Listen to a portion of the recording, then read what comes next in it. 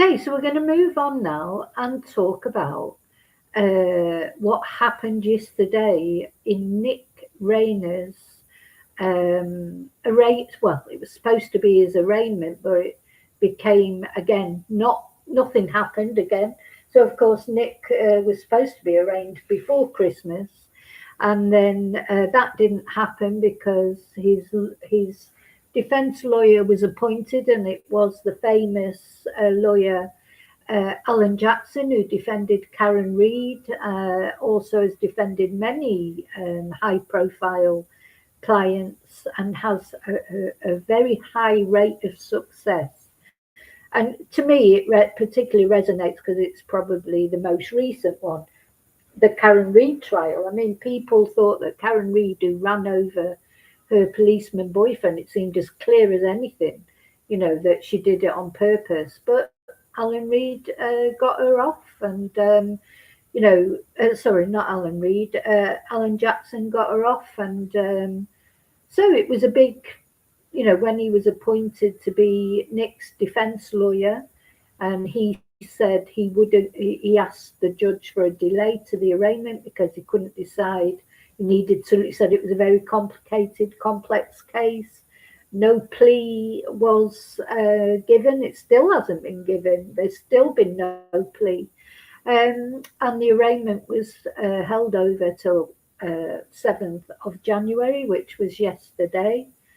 But still nothing. So the big bombshell that happened during the supposed arraignment yesterday was that Alan Jackson has stepped down. He requested to not, to be taken away as the defense lawyer. But he also had quite a lot to say on the steps of the courthouse, which he quite often does. I mean, we have to know that this man, he's a good defense lawyer. He's very good. He understands the theatre of the court, and he likes to do interviews on the steps of the courtroom because they're more dramatic, can't they? I would not be surprised if in the future he comes back as the lawyer of Nick Reiner. I feel like everything he does, you can't underestimate that it might just be to get more time or to, I don't know, cause drama and make everything more confusing. I wouldn't put any of that past him. So we may see him again in this case. So let's have a look at what happened. So just recapping the case itself, of course, this is Rob Reiner and his wife, Michelle Singer Reiner, both sort of legends in Hollywood for different reasons. Michelle, a photographer, Rob, an actor, director, producer, you name it, he's done it. Coming into their golden years, 3 children.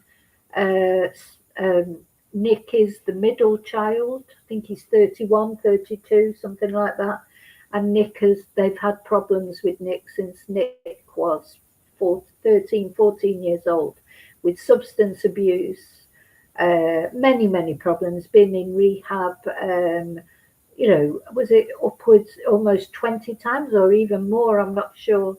And he seemed to be doing well for a time, and then he relapsed. And anyway, lately he'd been diagnosed apparently as schizophrenic, and the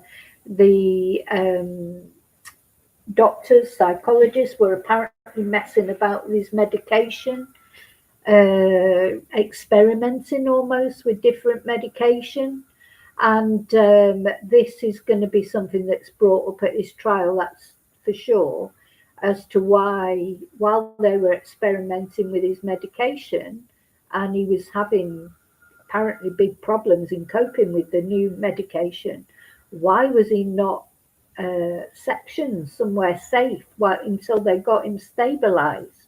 Because he obviously was not stable, because it's resulted in him murder. I don't think there's any doubt that he murdered them. It was him who committed the act. I don't think anybody's going to be arguing that somebody else came in and did it. But the argument is going to be, was it insanity? Was it I mean, there's a who knows what, because he hasn't pled anything yet. There's been no,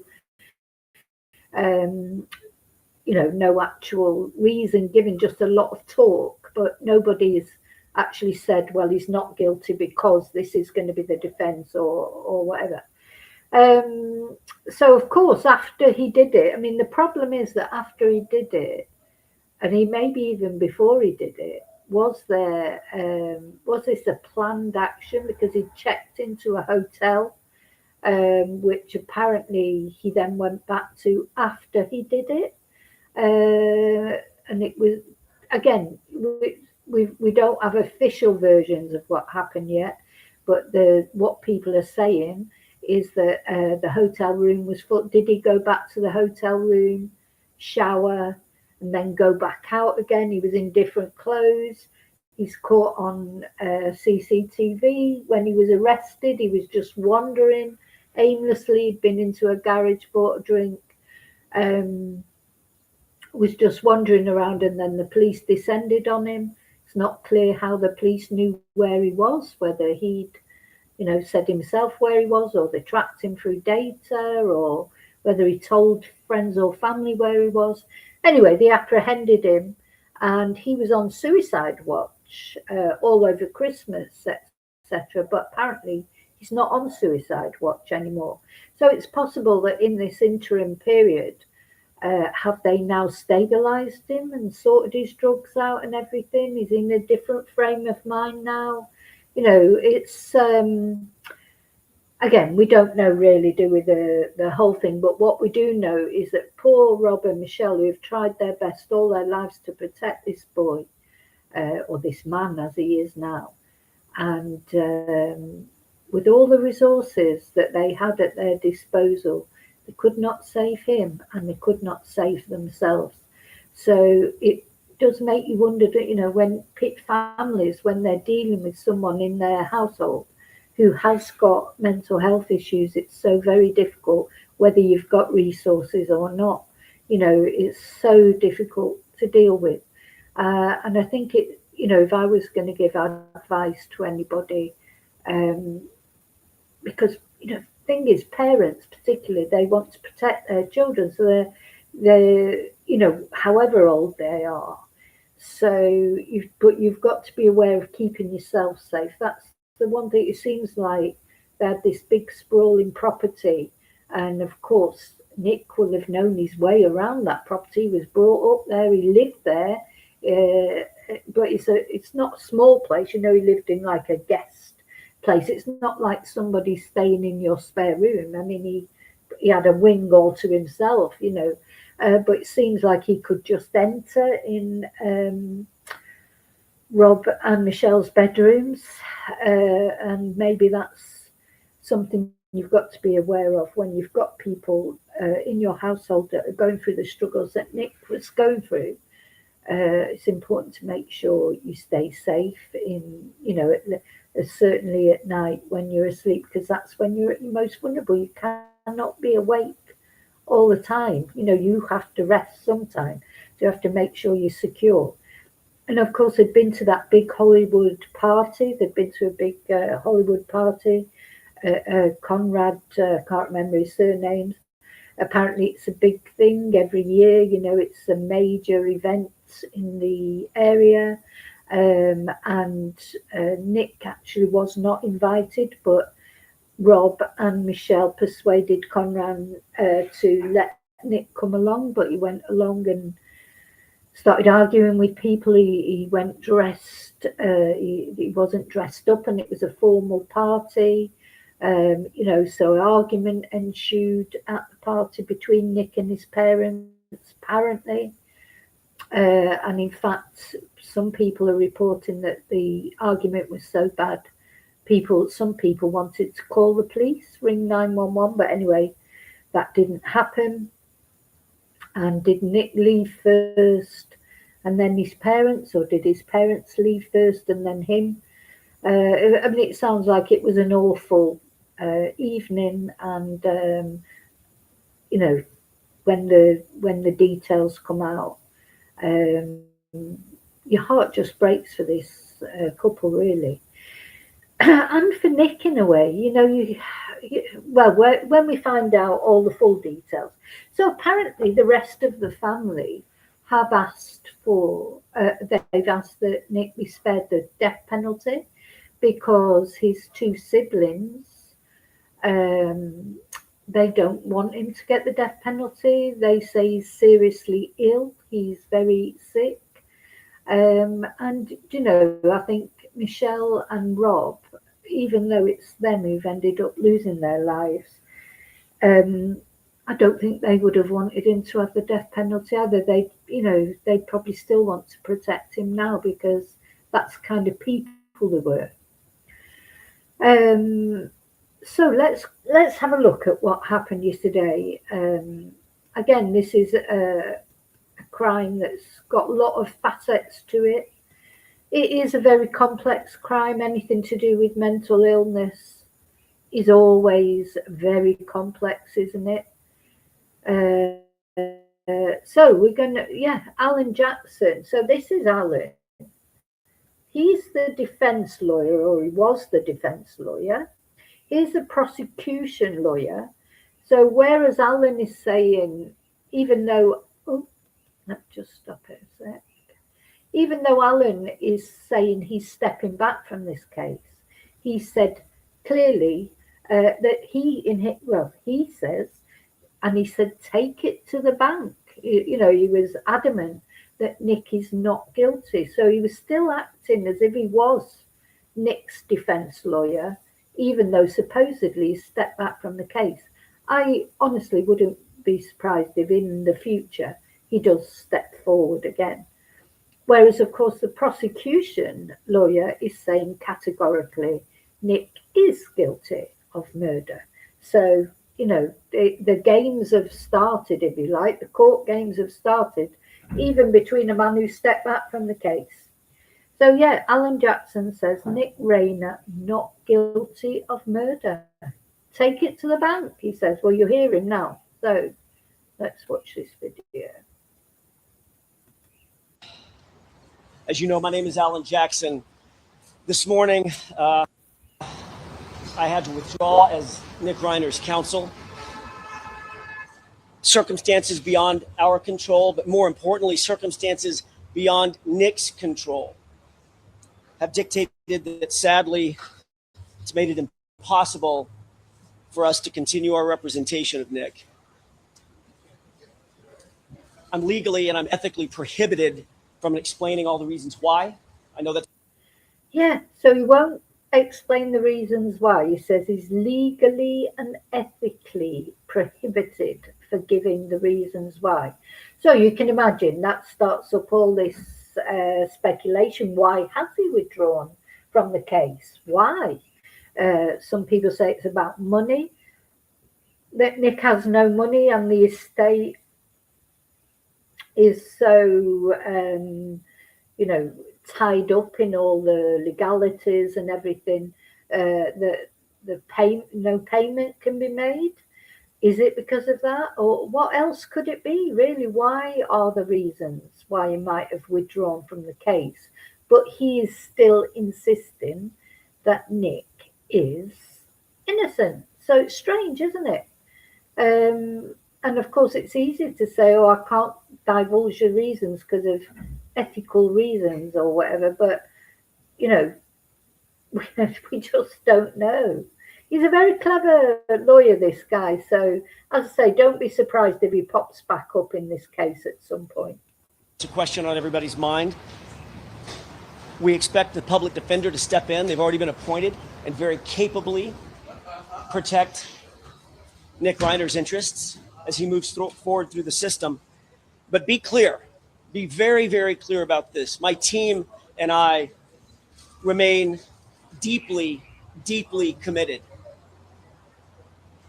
to Nick Reiner and to his best interests. So we remain deeply committed to Nick Reiner and his best interests. So what does he mean by that? So a public defender has been appointed. But what does he mean by saying that? He's definitely going to be back in this case. This will be some sort of ploy. I don't. This is maybe I'm just cynical, but I feel like it's part of the defense strategy.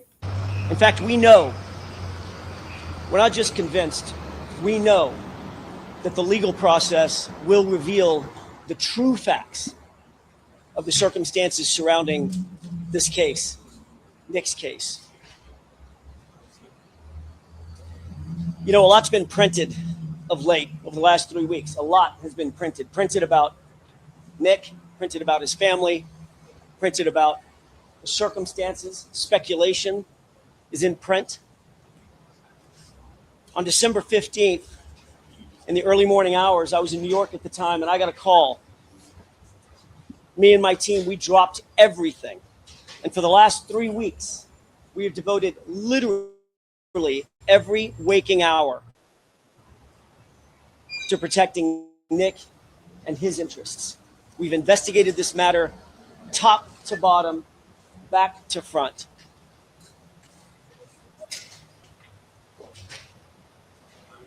What we've learned, and you can take this to the bank. Take it to the bank. Is that pursuant to the laws of this state, pursuant to the law in California, Nick Reiner is not guilty of murder. Print that. Print that. Good morning. My name is Nathan Hochman. I'm the District Attorney of Los Angeles. That's what he says. Print that. Take that to the bank. Nick is not guilty. So have you ever noticed, this is the most curious thing. You've got a defense lawyer who stepped back, withdrawn from the case.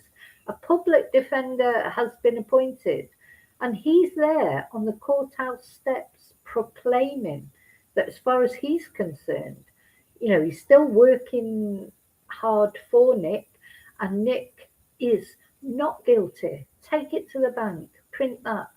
Strange, isn't it? So I honestly think this might be part of his strategy, his defense strategy. Anyway, now we're going to hear the opposite. We're going to hear the prosecution lawyer saying why he thinks, or saying that he thinks Nick is guilty. He is the Assistant Head Deputy of Major Crimes. He will be prosecuting this case. I'm here to make 3 points, and then I will not be taking questions afterwards. In our criminal justice system, every defendant is entitled to a lawyer who will zealously represent their interests and do so effectively. So too is Nick Reiner, whether it's Alan Jackson, someone from the public defender's office, or any lawyer. He's entitled to that lawyer, and we'll make sure he gets that lawyer. Second point, in the process of dealing with that lawyer, we will make sure, the DA's office will make sure that lawyer is provided with full discovery of all the facts that pertain to this particular situation, whether it's interviews, whether it's any type of video, whether it's any type of expert reports. We'll make sure that that lawyer gets the facts necessary to effectively represent their client in a court of law. And third point, we are fully confident that a jury will convict Nick Reiner beyond reasonable doubt of the brutal murders of his parents, Rob Reiner and Michelle Singer Reiner, and do so unanimously. Thank you very much. Well, so there you go. So you've got total opposite statements there. You know, you've got the defense lawyer who's not the defense lawyer anymore, who's withdrawn. Alan Jackson standing there on the steps and proclaiming that Nick is not guilty. Take that to the bank. Write that. You know, so although he's withdrawn supposedly from the case, sounded much to me that he was still working on the case. And then you've got the prosecution, the district attorney, Nathan Hochman, saying they're confident that a jury will unanimously find Nick Reiner guilty of murdering his parents, no matter who he has as the defense lawyer. So yeah, strange, isn't it? Why is that? Why did Alan Jackson do that? He's still involved in it one way or another. And he said, remember that the circumstances under which he had to withdraw from the case were beyond Nick's control. Here is now there were no photos released. The cameras were not allowed. Well, we haven't seen any videos, I don't think, from the courtroom or not of Nick himself. This time he's not in a suicide prevention vest like he was last time, but there he is. He's shackled. He's got his prison uniform on, but apparently he's not on suicide watch anymore. So. And then a spokesperson for the Reiner family released a statement on his change of legal representation, saying they have the utmost truth in the legal process, and they will not comment further on matters related to the legal proceedings. And a source told the New York Times the change had nothing to do with Alan's performance, and he had been a pro. And then at 9:52 a.m., it was declared that Nick Reiner's new attorney is public defender Kimberly Green, who has 19 years experience. Wonder what she thinks of it all, because, walking in the shadow of Alan Jackson could be difficult. But having said that, if Alan Jackson is going to help her, and, this is a massive case, isn't it, to take on? I think there's a reason behind. I don't know. It feels to me there's some reason behind all this. Let's have a look at this video.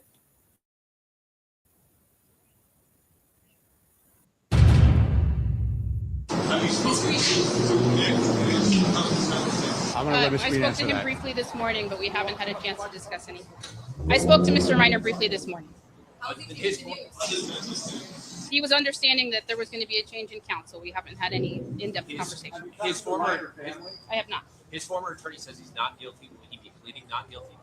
We'll discuss that with Mr. Reiner and see how to proceed. Does Alan's decision complicate the case for you? Not at this time. It's not uncommon for private counsel to turn over cases to us, so no, but nothing about that would complicate the situation. I have talked to him for only 30 seconds this morning, so no, I have no idea. I only spoke to Mr. Reiner for about 30 seconds. These reporters, they've got a chance to ask this woman some questions, and they're all just asking her the same question. And she's had to repeat 4 times now. I only spoke to him for 30 seconds this morning. I'm sure they could think of another question to ask that she actually could answer in a different way. But of course, I mean, in a way, there's nothing she can say at the moment. She's literally just been appointed as Nick's defense lawyer. As she said, she only got a chance to speak to him for 30 seconds, so they haven't discussed a plea. She won't have had, she's got to get the changeover from Alan Jackson, all the information he had, he's got passed over to her. It's going to take time. So Nick's arraignment has now been put back another month, hasn't it, till February? This morning, I have no comment about his mental state. I have not. We've had no contact with the family. I don't think they were aware that this was going on until this morning. At this point in time, Ms. Green will look into the case. We'll speak with Mr. Reiner. And if you have any further questions, reach out to our media team once we have more information ourselves. This just happened today, and my understanding is he was aware of it. Ms. Green spoke with him, as you heard. And as soon as we have more information that we can share, we will share. So it seems that Nick was aware there was going to be a change of counsel, but the family weren't aware. And I mean, when they talk about Nick Reiner's family, I presume they mean his siblings. Apparently they didn't even know about it. It's only just literally been decided. So that's a strange one, isn't it? What will they make of it all? Maybe there is no money to pay a high-profile lawyer, and that's why he's had to take a public defender. Public defenders can be just as good as private defenders or prosecutors, I suppose, as well. This woman has got 19 years experience. Some people don't become private lawyers, defense lawyers, or not because they're not any good at what they do, but because they don't want to do it privately. They want to do it, for the sake of, how can I put it? It's like if a teacher works in a public school, they could go and work in a private school, but they want to help maybe in the public school because, they think that they're more needy of good teachers than a private school. So this is a similar thing, I would imagine. Some people think that people who don't have money deserve good defence all the same, just as good as someone who has got money and can afford some hotshot defence lawyer. So, yeah, we don't know much about this woman, but what we do know is she's had 19 years 19 years experience. Kimberly Green. So she's the new one in the spotlight. So the judge signed off on Nick's change of legal representation and set up a new arraignment date for February the 23rd. So more than a month away, isn't it? 6 weeks. Nick spoke up in court saying, yeah, I agree with that. And then Nick left the courtroom, went back to jail. He has no bail. He's not going to get bail, is he? Well, he wouldn't. It would seem impossible that he would get bail. And Alan is about to address the media, and we watched that. Let's just, this was when he addressed the courtroom.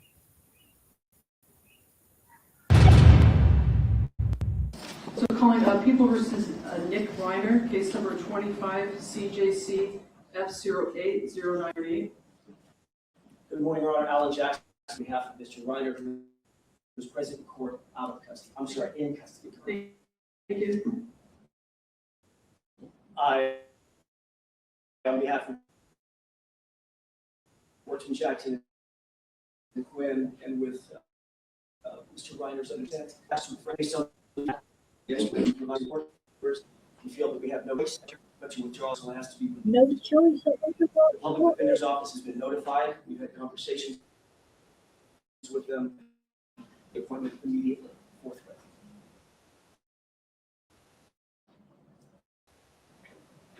Entitled, you have a constitutional and statutory right to a speedy arraignment. Counsel, Ms. Green from the Public Defender's Office is requesting that your arraignment be continued to February the 23rd, 2026.